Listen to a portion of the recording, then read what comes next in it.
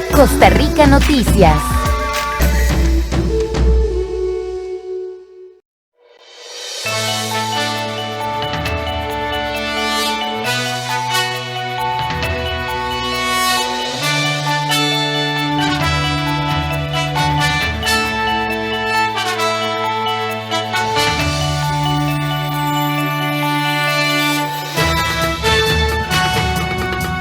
Buenas tardes, ¿qué tal? Bienvenidos a la edición meridiana de 13 Costa Rica Noticias. Eice Chacón Cordero les saluda a usted.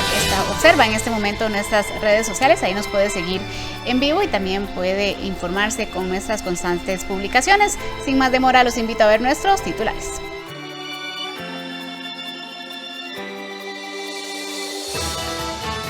Los nuevos diputados ya iniciaron labores. Hoy recibirán al presidente Carlos Alvarado para escuchar su último informe de labores. Los próximos 2 días los dedicarán a analizar el discurso. El diputado liberacionista Francisco Nicolás presentó su primera iniciativa de ley para autorizar el retiro de hasta un 30% del ROP para que los costarricenses paguen deudas. Ya hay detractores. Esta semana suben de nuevo los combustibles y los sectores del país prevén consecuencias graves para el desarrollo y la productividad nacional. Si tiene que renovar su cédula, debe verificar el último dígito, porque desde este mes tendrá derecho a hacer el cambio específico. Se trata de un nuevo plan de renovación habilitado por el Tribunal Supremo de Elecciones. Y en las noticias del mundo, los civiles en Maripul siguen pagando las consecuencias de los ataques. Debieron ser evacuados de una planta siderúrgica.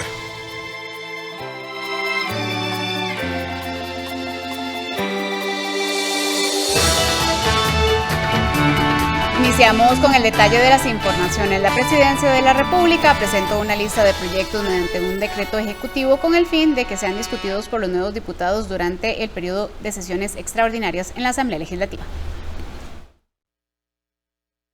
Proyectos económicos de infraestructura, ambiente, seguridad y derechos fueron enviados por el presidente de la República, Carlos Alvarado, y la ministra de la Presidencia, Yanina Dinarte, para ser discutidos en las sesiones extraordinarias por los nuevos diputados.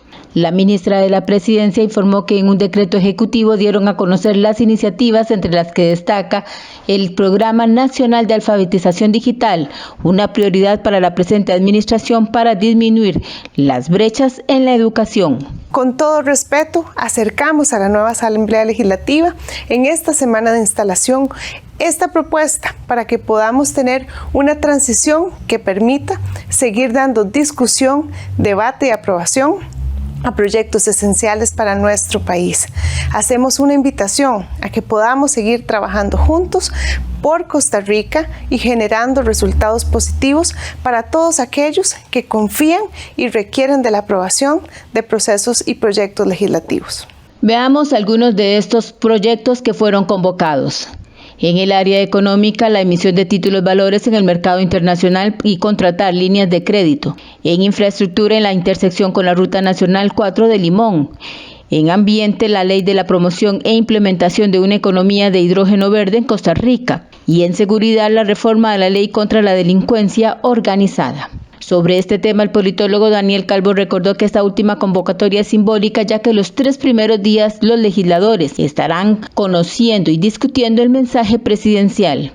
Carlos Alvarado ha convocado en un tema simbólico para demostrar que fueron proyectos a los que él intentó avanzar hasta el último día de sus funciones. Entre ellos, por ejemplo, el tren rápido de pasajeros, una prioridad de la primera dama Claudia Dobles Camargo. Por ejemplo, la ley de aduanas o el proyecto de impuesto a bienes inmuebles de lujo, que forman parte de la agenda del Fondo Monetario Internacional. Alfabetización digital, que también fue un compromiso expresado por Carlos Alvarado. El gobierno convocó estos proyectos consciente de que hay temas avanzados y entendiendo que existen problemas nacionales por resolver. 12:05. Vamos con información en vivo porque en pocas horas el presidente de la República, Carlos Alvarado, dará su último informe presidencial. Los diputados entrantes esperan autocrítica de parte del mandatario, que sea claro con la situación del país y que no obvie hablar de temas como el caso de la UPAT y Cochinilla. Nuestro compañero Kenneth Meléndez se encuentra desde la Asamblea Legislativa y nos tiene toda la información. Kenneth, adelante y muy buenas tardes. Muy buenas tardes, Aisel, y buenas tardes a todos los que nos siguen a través de 13 Costa Rica Noticias. Efectivamente, nos vinimos a la Asamblea Legislativa, conversamos con algunos diputados acerca de qué esperan de este último informe presidencial.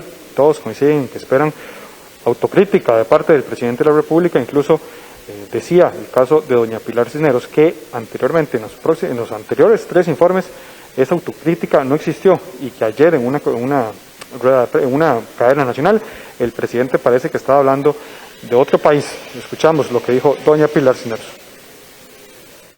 Yo lo que espero es que tenga los pies sobre tierra, porque ayer estuve viendo una cadena nacional de televisión y bueno, yo creo que él vive en una Costa Rica y todo el resto de la gente vivimos en otra.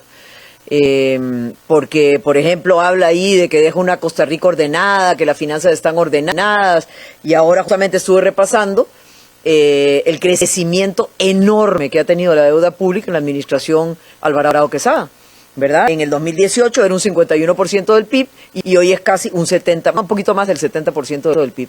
Entonces, la deuda pública nada más en esta administración ha crecido más de $2,000 por costarricense. Entonces, eso no es dejar las finanzas ordenadas, eso es dejar al país sumamente endeudado, mucho más de lo que ya está, y creo que la próxima administración va a tener que hacer realmente milagros para poder atender esa deuda. Un discurso parecido se maneja en la bancada del Frente Amplio. Conversamos con Antonio Ortega, diputado de la provincia de Cartago, quien va por esta línea, autocrítica de parte del gobierno y que no obvie temas que fueron difíciles para el gobierno, como lo fue el caso de Lopat, el caso de Cochinilla, e incluso menciona la Caja Costarricense del Seguro Social, de cómo están las finanzas de esa institución luego del manejo de la pandemia. Escuchamos a Antonio Ortega. En primer lugar, uno quisiera que el presidente aclarara y rendiera cuentas sobre el caso Cochinilla, sobre el caso Diamante, sobre la resolución o las recomendaciones de la Comisión Legislativa que vio ese tema. Creo que es un tema pendiente y que lamentablemente el actual gobierno no lo ha aclarado, por el contrario ha hecho una red de cuido de los aparentes responsables. Quisiéramos también que nos cuente la situación de la Caja Costarricense de Seguro Social, el estado en la que se encuentra, que sin duda alguna ha sido la que se ha llevado la mayor parte de responsabilidad de la crisis sanitaria. Quisiéramos que tal vez en este discurso el presidente tenga una mayor autocrítica de que su gobierno fue muy complaciente con los sectores más poderosos, los más acaudalados, que son muy pequeños.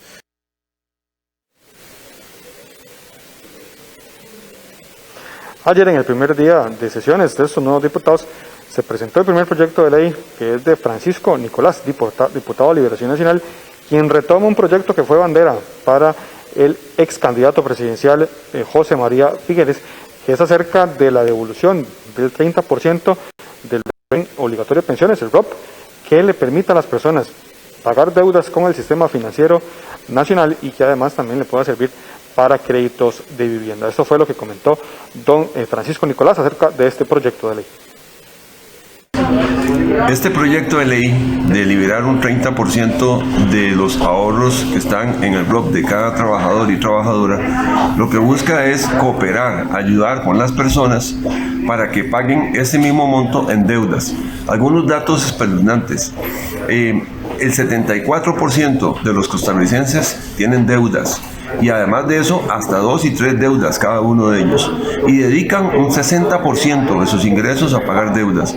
Y esto se ha acentuado más en función de la crisis del COVID y la crisis económica que hemos vivido en estos últimos años. El proyecto lo que busca es eso, es cooperar con el ciudadano. Está diseñado para que la persona reciba esos beneficios y queda de esa manera en condición financiera mucho más blanda de la que están viviendo ahora. Son deudas que han adquirido producto de emprendimientos que han fracasado, productos de esfuerzos familiares, de compras de activos importantes para sus familias, y este es el momento que legislemos de cara a las personas. Un proyecto de ley que genera y seguramente generará muchas reacciones en diferentes sectores de nuestro país. Uno de ellos es la parte sindical. Don Albino Vargas se refirió acerca de este proyecto que apenas tiene un día de presentado en la corriente legislativa y que ya tiene una opinión de parte de la ANEP. Mire, en primer lugar, esa no es una propuesta verdaderamente socialdemócrata. Esa es una propuesta para darle seguridad a los prestamistas, a los banqueros, a las cooperativas financieras, de que la plata que han prestado no la van a perder.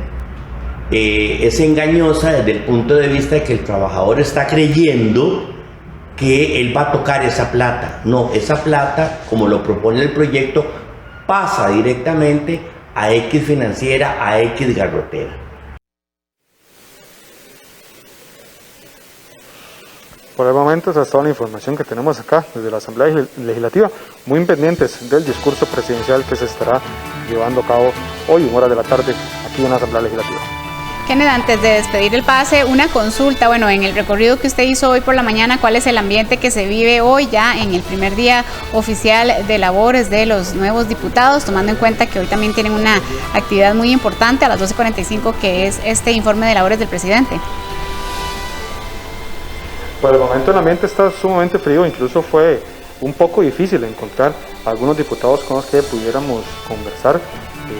Básicamente, en un conteo que hicimos, podrían haber menos de 10 diputados acá en la Asamblea Legislativa. Algunos, como el caso de la República, nos indicaron que tendrían una reunión a eso del mediodía, así que esperamos que en los próximos minutos empiece ya a calentar un poco el ambiente acá en la Asamblea Legislativa. Sí, evidentemente ya se ven en la parte de afuera y acá en el plenario todos los preparativos para recibir al presidente de la República.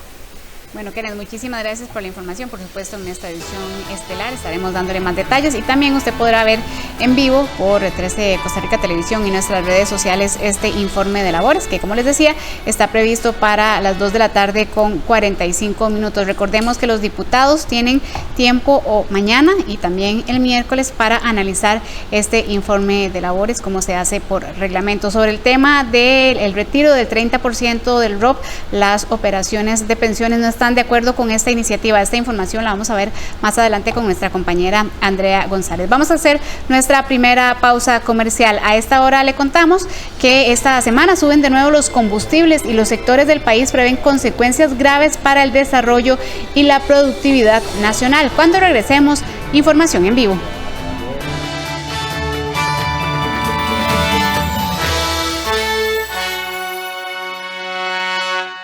Este es el camino para atender las afectaciones emocionales de tus hijos e hijas. Si tus hijos e hijas experimentan estas emociones, debes creerles, escucharles, apoyarles y buscar acompañamiento profesional. PANI y Gobierno de la República. En Contraste, informativos. Los hallazgos más increíbles de la ciencia. Las innovaciones tecnológicas más asombrosas.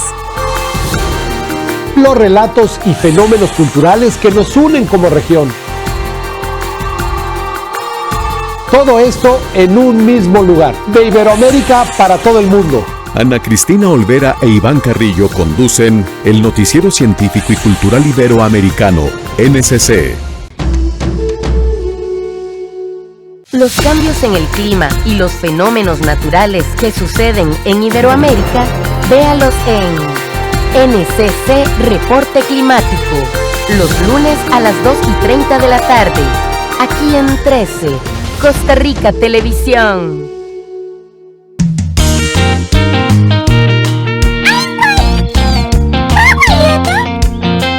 ¡Guau! ¡Qué mundo! A partir del sábado 7 de mayo, todos los sábados a las 10:30 de la mañana, en 13, Costa Rica Televisión.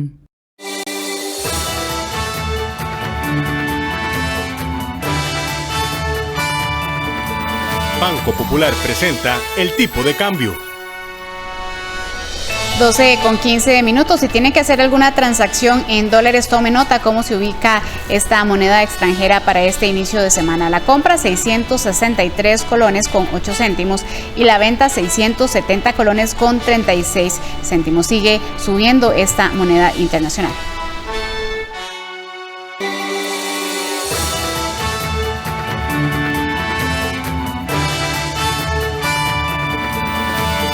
Banco Popular presentó el tipo de cambio.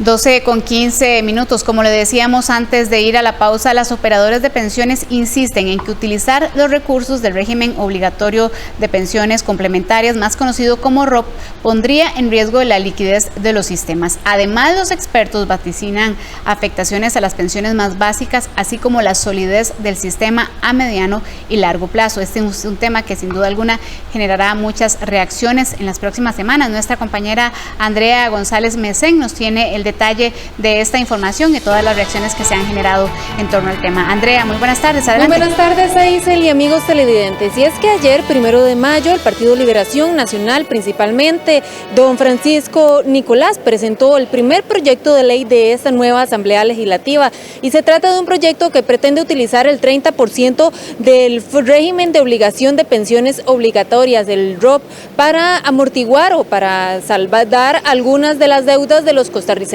Sin embargo, las operadoras de pensiones son claras. Utilizar este método significaría entrar en deuda, o más bien agudizar la situación económica de la población más vulnerable, es decir, los adultos mayores, quienes están utilizando en este momento las pensiones complementarias, y también aseguran que a futuro traería consecuencias no solo para la persona individual, sino para todo el país. Veamos la información que hemos preparado. Utilizar el 30% de los fondos del régimen obligatorio de pensiones complementarias ROP para que los afiliados paguen deudas personales, tal como lo propuso el diputado liberacionista Francisco Nicolás, es garantía de un aumento en la pobreza en la vejez para los costarricenses mayores de 65 años, asegura la Asociación Costarricense de Operadoras de Pensiones, ACOP. La iniciativa de Nicolás, presentada este 1 de mayo, propone abrir un periodo de 12 meses para permitir que los asalariados utilicen hasta el 30% del dinero que tienen en el ROP para salvar sus deudas. Roger Porras, presidente de ACOP y gerente de Popular Pensiones, dijo que si bien el proyecto podría tener una buena intención, este carece de fundamento y estudios. Esto va a generar un empobrecimiento aún mayor de las personas adultas mayores en Costa Rica y en un futuro va a deteriorar de manera significativa el sistema de pensiones costarricense. Por ejemplo, en Costa Rica en estos momentos para nadie es un secreto que el régimen de invalidez, vejez y muerte tiene debilidades importantes que se están tratando de solventar a partir de reformas, y una de las formas de tratar de garantizarle una vejez digna a toda la población que actualmente está trabajando, pues es efectivamente fortaleciendo más bien el ROP o fortaleciendo el segundo pilar, no drenándole recursos para otras cosas que pueden ser muy loables objetivos, pero que al final de cuentas no van a resolver ni una y sí van a perjudicar otra. Utilizar los recursos del ROP para otros fines podría incluso tener un impacto claro en la economía a nivel macroeconómico, debido a que la mayoría de las operadoras tienen los recursos concentrados en bonos del Ministerio de Hacienda y el Banco Central. Si tenemos que sacar una cantidad importante de esos recursos, vamos a tener que sacarlos de ahí. Para sacarlos, esos títulos se van a tener que vender muy baratos, lo cual le va a generar impacto y pérdidas a los afiliados que los vayan a recibir. Se van a generar presiones sobre las tasas de interés al alza que a la postre van a afectar ¿a quién? A las mismas personas que tienen créditos. Las implicaciones del proyecto de ley también son para largo plazo, advirtió la asociación, al ponerse en riesgo el financiamiento de las pensiones para adultos mayores. La disminución del 30% del ROP implicaría una baja mínima en la tasa de reemplazo de un 6%, es decir, el porcentaje con que se calculan las pensiones, deteriorando aún más la calidad de vida durante la vejez.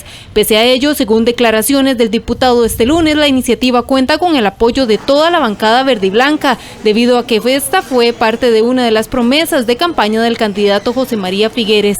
Porras, presidente de ACOB y gerente de Popular Pensiones, comentó que se encuentran abiertos a conversaciones con las bancadas para explicar a profundidad el impacto negativo que podría generar un proyecto de este tipo. Desde las operadoras de pensiones, y ayer lo decía el señor presidente del Congreso recientemente electo, nos apuntamos a tratar de generar a partir de la parte activa, que son los recursos con los que disponemos, que son de los afiliados, a tratar de colaborar y contribuir en el crecimiento económico, en el estímulo de la actividad productiva, que es al final de cuentas el trabajo y el empleo lo que le va a dar las posibilidades a las personas que tienen créditos de poder pagarlos.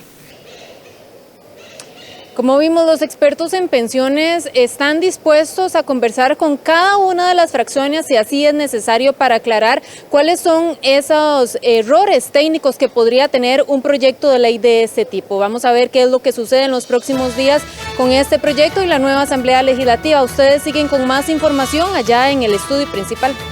Gracias, Andrea González, por esta información. Son las 12:21. Continuamos con información en vivo y también de temas que tienen que ver con economía y que por supuesto afectan su bolsillo. Ante el aumento en el precio de los combustibles, Consumidores de Costa Rica lanzará 3 propuestas al gobierno para buscar soluciones. Sectores como el transporte de carga piden que una posible exoneración al impuesto único de combustibles también les beneficie. Nuestra compañera Andrea Salazar tiene el detalle de esta información. Adelante, Andrea, y buenas tardes. Sí, saludos allá en estudio, compañeros, y también a usted que nos sintoniza acá por 13 Costa Rica Noticias. Desde el pasado viernes, la ARECEP aprobó un nuevo aumento en el precio de los combustibles, lo cual preocupa a muchos sectores y, por supuesto, también a los costarricenses. Y es que ya desde la semana pasada se advertía incluso de un posible cierre técnico de algunas rutas autobuseras, y es que estos aumentos no cesan y también preocupa por el aumento en el costo de la vida. Precisamente repasemos cuál es el nuevo aumento en el precio de los combustibles, que ya va rondando los 1,000 colones. La super pasará de 909 colones a 951 colones, mientras que la gasolina regular pasa de los 889 colones a los 927 colones. En el tema del diésel pasará de los 845 colones a los 904 colones. Precisamente el director ejecutivo de la Cámara Nacional de Transportes de Carga, la Canatrac, explica que para este sector ha sido muy complicado poder trasladar todos estos aumentos a sus clientes, ya que ellos no son regulados como en el tema del transporte público por la ARECEP, y la propuesta que hay en la Asamblea de exonerar temporalmente del impuesto del combustible no incluye al transporte de carga, no incluye tampoco a lo que es transporte de turismo o transporte de alumnos, de estudiantes y también de trabajadores. Esto solo sería para el tema del transporte público, así que escuchamos precisamente a Francisco Quiroz, el director ejecutivo de Canatrac. Ahora luego se nos suma la crisis de contenedores, donde la disponibilidad de equipos para importación y exportación disminuye considerablemente, y bueno, nos pone la cereza en el pastel este incremento exponencial en el precio del combustible asociado al tema del conflicto bélico de Rusia-Ucrania. Entonces todos estos factores desencadenan que nuestro sector se haya visto impactado de manera muy negativa debido al incremento constante del precio de los combustibles, y nosotros no podemos trasladarla de forma tan directa y tan rápida como si, digamos, pueden hacerse los sectores que están con tarifa regulada por la ARECEP. Por su parte, desde Consumidores de Costa Rica han lanzado 3 propuestas al gobierno para tratar de llegar a una baja, más bien en lo que es el tema de los combustibles, y también ayudar a los costarricenses con el costo de la vida. Escuchemos. La primera, evidentemente, tiene que ver con una disminución en el impuesto establecido por la ley 8114, el impuesto único a los combustibles. Tiene que darse una revisión de las metodologías tarifarias de ARECEP, de tal manera que podamos ver los costos reales de la actividad y no los presupuestos que se establecen con los aumentos de cada mes. Y también hemos propuesto necesariamente intervenir Recope para verificar que ese porcentaje que ellos cobran del precio de los combustibles sea realmente el adecuado por un servicio que se brinda, que en realidad consideramos que no debería tener el costo que se nos cobra a los costarricenses. De los últimos 19 ajustes en el precio de los combustibles, 16 han sido aumentos y se prevé que este insumo siga al alza. Estamos definitivamente en un año inflacionario, no solamente desde el punto de vista externo a nivel mundial, sino que Costa Rica también va a estar sufriendo estas cifras de incremento en todos los productos y servicios que tenemos hoy en día en el país, y por supuesto se vislumbra que en la próxima revisión que pueda estarse solicitando de parte de la refinadora costarricense de petróleo a la ARECEP, posiblemente pueda haber todavía espacios para aumentar un poquito más este combustible, que como bien sabemos no es responsabilidad o culpa internamente en Costa Rica, es un fenómeno que viene del exterior. Bueno, y precisamente desde este lunes se reportan filas de cisternas en las diferentes sedes de Recope para cargar antes de que se aplique este nuevo aumento en los combustibles. Con esto llegamos al final de esta información. Eisel, vuelvo con usted al estudio principal de 13 Costa Rica Noticias. Muy buenas tardes. Gracias, Andrea Salazar, por esta información. Por supuesto, un tema al que también le daremos seguimiento. En otras noticias nacionales, las autoridades de gobernanza digital trabajan extensas jornadas para devolver la tranquilidad a la ciudadanía ante las amenazas perpetradas por el grupo de ciberdelincuentes Conti, que dio tiempo hasta hoy para cumplir con sus exigencias. Los más recientes ataques detectados se han presentado en municipalidades. En el fin de semana se reportan amenazas en la de Santa Bárbara, Buenos Aires, Garavito y Alajuela. Quisiera hacer un llamado a la calma. Es importante recordar, como hemos estado anunciando, que en esta situación lo más importante es mantenernos vigilantes, ecuánimes, pero siempre, por supuesto, como decimos, en calma.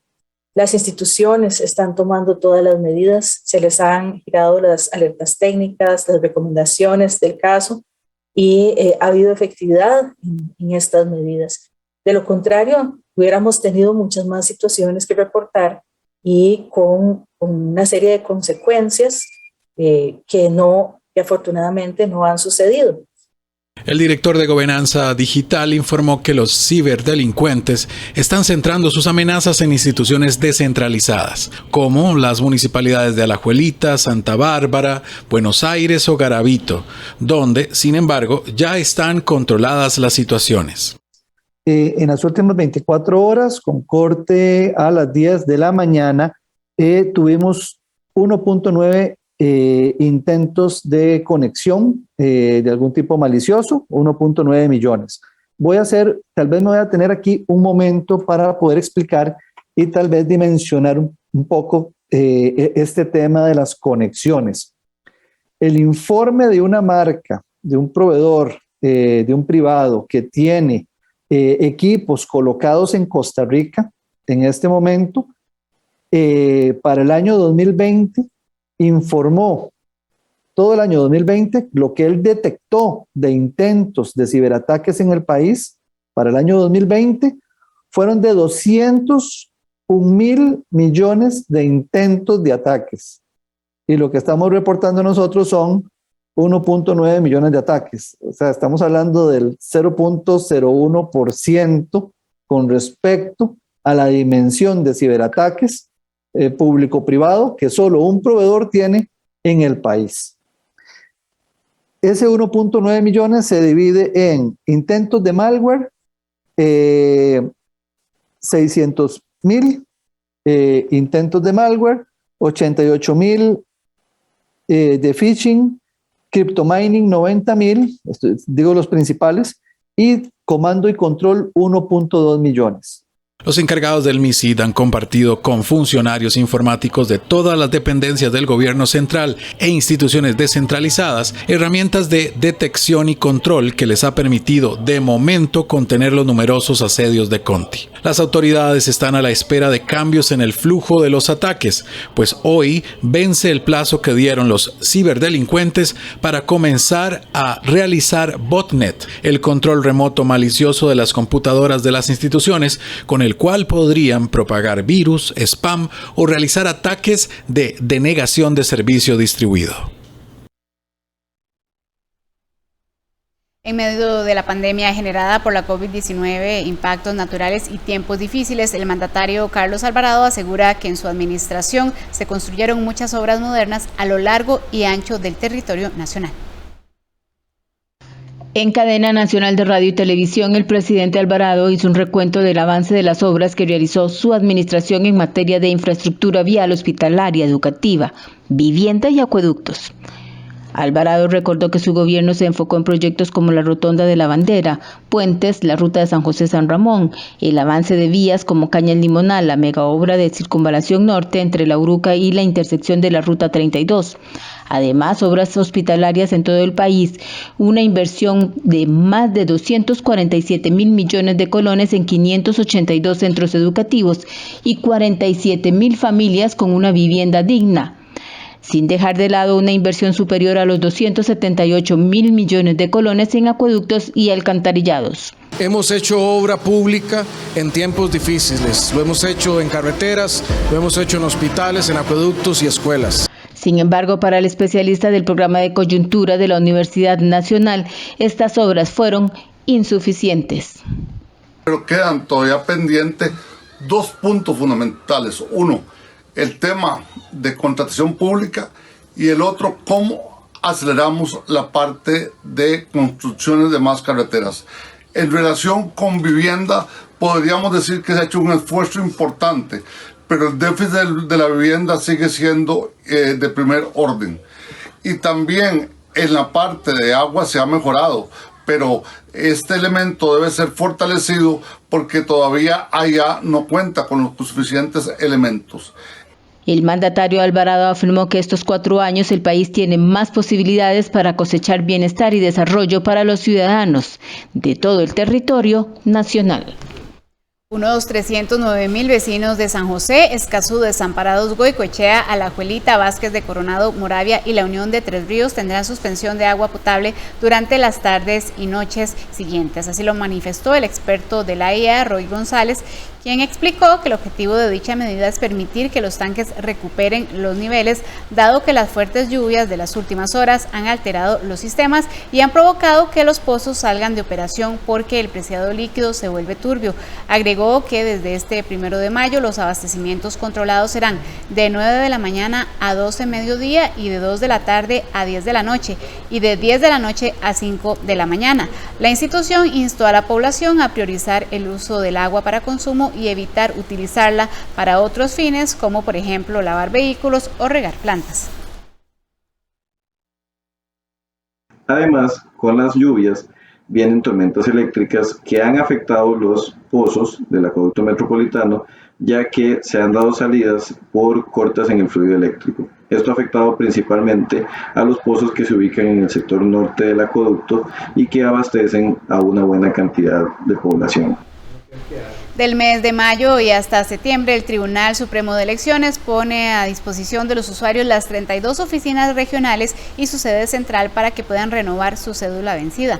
Los trámites se habían dejado de realizar para reducir las gestiones presenciales en los despachos, pero a partir de ahora y de todo este mes, todo vuelve a la normalidad. El trámite presencial de solicitudes se realizará acorde al último dígito de su cédula, así que tome nota. En el mes de mayo se renovarán las cédulas vencidas a ciudadanos con el dígito final terminado en 1 y 2, en junio las que terminan en 3 y 4, en julio las que terminan en 5 y 6, en agosto las que terminan en 7 y 8 y en septiembre las terminadas en 9 o 0. La institución también ofrece a los usuarios el servicio digital de reimpresión de cédulas a través del enlace www.consultastse.go.cr. Allí las personas podrán solicitarlas mediante cualquier dispositivo con acceso a internet las 24 horas horas del día durante todo el año.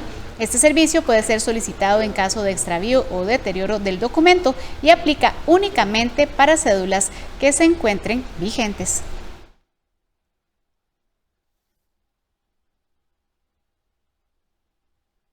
Cambiamos de tema. Proteger a los felinos y pumas está de moda y usted puede ser parte de esa iniciativa que busca crear una amplia red de protección de estas especies silvestres al mismo tiempo que activa la economía de su comunidad. Veamos cómo podemos hacerlo.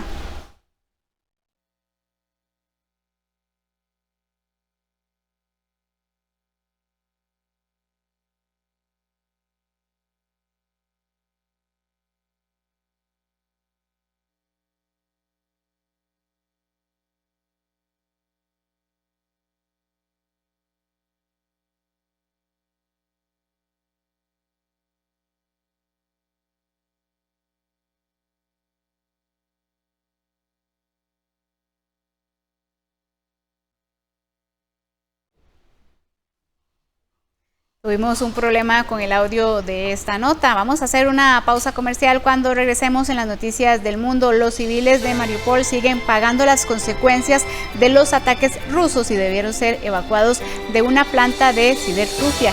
Los detalles al volver de la pausa.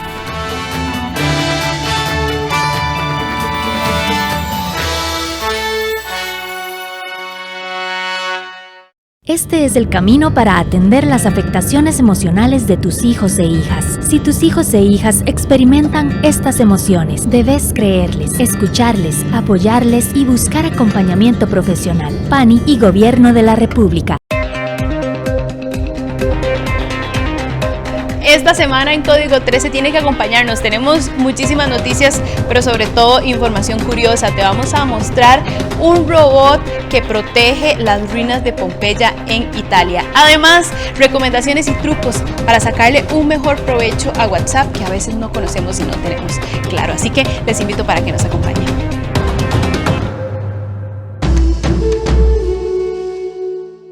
Una pareja quienes desde niños forman una gran amistad en el Japón antiguo, pero el destino los llevará por diferentes caminos. Bunshiro, una historia de amor, amistad y honestidad. Estreno 4 de mayo, de lunes a viernes a las 6 de la tarde, solo en 13, Costa Rica Televisión. Visite Popular Pensiones, desde la palma de su mano. Por medio de nuestros canales digitales www.popularpensiones.fi.cr o en nuestra app. Puede gestionar el retiro de sus fondos, solicitar una cita para atenderle de manera virtual o presencial y realizar todas sus gestiones desde cualquier lugar.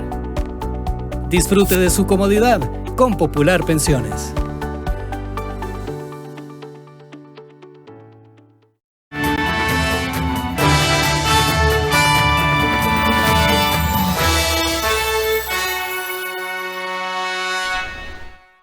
Iniciamos el recorrido con las informaciones internacionales. Decenas de civiles fueron evacuados de la planta de siderúrgica de Azovstal, un reducto de las últimas fuerzas ucranianas en la ciudad de Mariupol, bajo el asedio de las tropas rusas. Decenas de civiles fueron evacuados del complejo siderúrgico de Azovstal, en el puerto ucraniano de Mariupol. El Ministerio de Defensa de Rusia publicó un video de las evacuaciones en el que se veía a los civiles llegando en autobús a la ciudad de Bezimene, a medio camino entre la frontera rusa y Mariupol. Allí eran recibidos por los enviados de la ONU y el Comité Internacional de la Cruz Roja, bajo la vigilancia de los soldados rusos. El área industrial de Azovstal, de unos 11 kilómetros cuadrados, es el último reducto de resistencia ucraniana en Mariupol, que ahora está controlada por Rusia. Las condiciones de vida en la red de túneles bajo la fábrica de acero fueron descritas como atroces. Hasta ahora los esfuerzos de evacuación habían fracasado, generando la preocupación de los líderes mundiales. El domingo, el Papa Francisco reiteró su petición de que se abran corredores humanitarios seguros.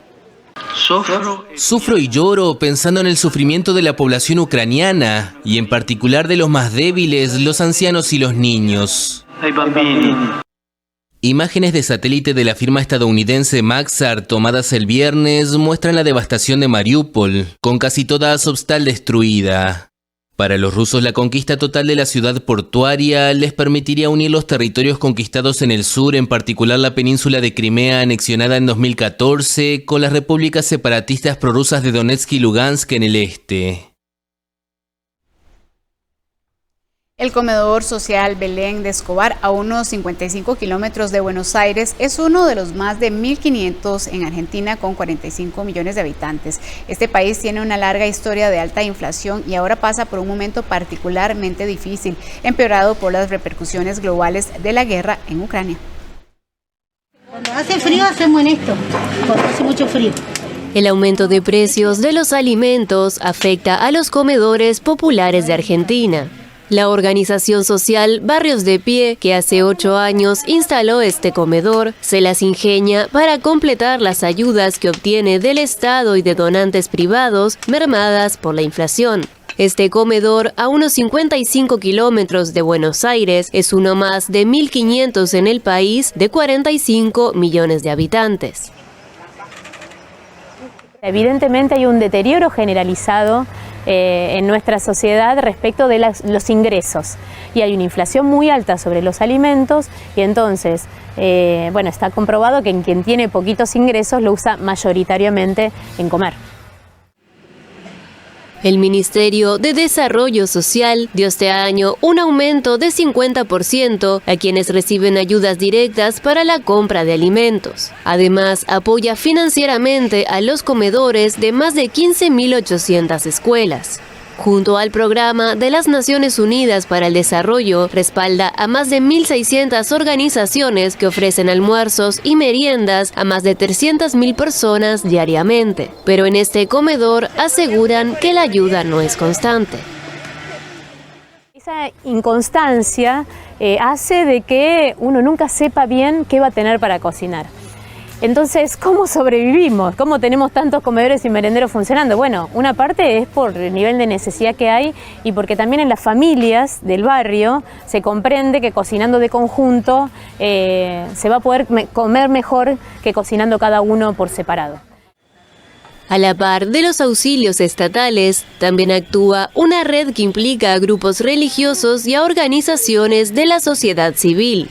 La ONG Banco de Alimentos, creada en el 2000, provee a unas 1.200 organizaciones con alcance a más de 340.000 personas cada día, con aportes de supermercados, empresas de la agroindustria y otros donantes. Su limitación consiste en que reparte lo que recibe y no necesariamente lo que más requieren los comedores. Las organizaciones siempre nos plantean es la necesidad de leche, ¿no? La leche es un alimento que por lo general no es que entra mucho todos los años en forma constante. Por suerte este último año sí recibimos donaciones de leche que estuvieron muy buenas, y además tratamos a veces de buscarle la vuelta, si por ahí no viene donada, de tratar de conseguir comprando con dinero que nos dan los donantes. Argentina cuenta desde hace años con uno de los mayores índices de inflación del mundo, con 50% en 2021, pero en 2022 se disparó aún más. Solo en el primer trimestre, el rubro de los alimentos registró un aumento de 20%. Más de 4 millones de personas dependen de subsidios estatales para comer. Otro expresidente que se sacude de acusaciones es el exgobernante brasileño Luis Inácio Lula da Silva, pues un comité de derechos humanos de la ONU concluyó que se violó el derecho de este expresidente al ser juzgado por un tribunal imparcial. Esto pone en entredicho las acciones de la operación anticorrupción en este país. El Comité de Derechos Humanos de la ONU concluyó el jueves que se viola el derecho del expresidente brasileño Luis Inácio Lula da Silva a ser juzgado por un tribunal imparcial en la operación anticorrupción Lava Jato. El órgano con sede en Ginebra analizó una queja que había presentado la defensa del izquierdista, quien fue presidente entre 2003 y 2010. El comité concluyó también que los derechos políticos y la privacidad de Lula fueron atropellados. El expresidente fue investigado en la operación anticorrupción Lavallato a partir de 2016, debido a su supuesto involucramiento en 2 casos de desvíos de fondos de la petrolera estatal Petrobras. El Comité de Derechos Humanos destacó que el entonces juez Sergio Moro, quien sometió a juicio a Lula en primera instancia, fue parcial en el trámite y que sus declaraciones y las de los fiscales violaron el derecho a la presunción de inocencia. Moro, quien luego fue por 15 meses ministro de Justicia del presidente Jair Bolsonaro, condenó a 9 años de prisión a Lula en julio de 2017 y al año siguiente la pena fue aumentada a 12 años por una corte de apelación. En abril de 2018, Lula fue encarcelado en una prisión de Curitiba, donde estuvo 580 días hasta noviembre de 2019. Recuperó sus derechos políticos en marzo de 2021, cuando un juez del Supremo Tribunal Federal anuló las condenas. Moro destacó a la France Press que Lula fue condenado por corrupción en 3 instancias del Poder Judicial y que los procesos pasaron por las manos de más de 9 jueces. El Comité de la ONU instó a Brasil a asegurar que todos los procedimientos criminales pendientes contra Lula cumplan las garantías a un debido proceso legal para prevenir violaciones semejantes en el futuro. El expresidente de Ecuador, Rafael Correa, afirmó que la obtención del estatus de refugiado en Bélgica durante el mes de abril pone en relieve su inocencia ante las denuncias en su contra y añadió que a un corrupto no le dan asilo, así lo dijo en una entrevista en Bruselas. Dentro de la cárcel. A un corrupto no le dan asilo, dijo el expresidente de Ecuador, Rafael Correa, en una entrevista con AFP en Bruselas. Correa afirmó el jueves que la obtención del estatus de refugiado en Bélgica pone de relieve su inocencia ante las denuncias en su contra. El expresidente, quien recibió el beneficio el 15 de abril, destacó que el asilo fue concedido en el marco de la Convención de Ginebra de 1951, que establece específicamente las razones. Lo simbólico, lo fundamental para mí del asilo, es que Bélgica, Europa le está diciendo, Correa es un perseguido político, los corruptos siempre fueron ustedes. El asilo belga a Correa se conoció la misma semana en que el presidente de la Corte Nacional de Justicia de Ecuador firmó un nuevo pedido de extradición para el exmandatario que fue condenado en 2020 por cohecho. Para Correa, sin embargo, tanto esa condena como el hostigamiento legal a sus allegados se proponen impedir que retorne a la actividad política en Ecuador. El abogado belga Christophe Marchand, por su parte, dijo a la AFP que no espera que la demanda ecuatoriana de extradición prospere. Estamos en contacto con las autoridades belgas, a disposición si quieren más información, pero las autoridades belgas ya tienen todas estas información porque es el Estado belga mismo que ha otorgado el estatuto de refugiado, así que me parece que esta demanda va a morir, pero muy rápido. La obtención del estatus de asilado en Bélgica torna lejana cualquier posibilidad de que las autoridades decidan entregarlo a Ecuador. El exmandatario ecuatoriano, que reside en Bélgica desde 2017, afirmó que no alimenta expectativas de que las denuncias y procesos en su contra cesen por el momento. No tengo ningún problema para participar. Van a crear esos problemas. Van a buscar cómo impedir mi participación porque saben que lo derrotamos. 12:48. Vamos a una nueva pausa comercial. Cuando regresemos en la información deportiva, Saprissa sigue con esperanzas en el torneo tras su agónica victoria ante Pérez Celedón. Cuando regresemos, nuestro compañero Esteban Díaz nos tendrá los detalles.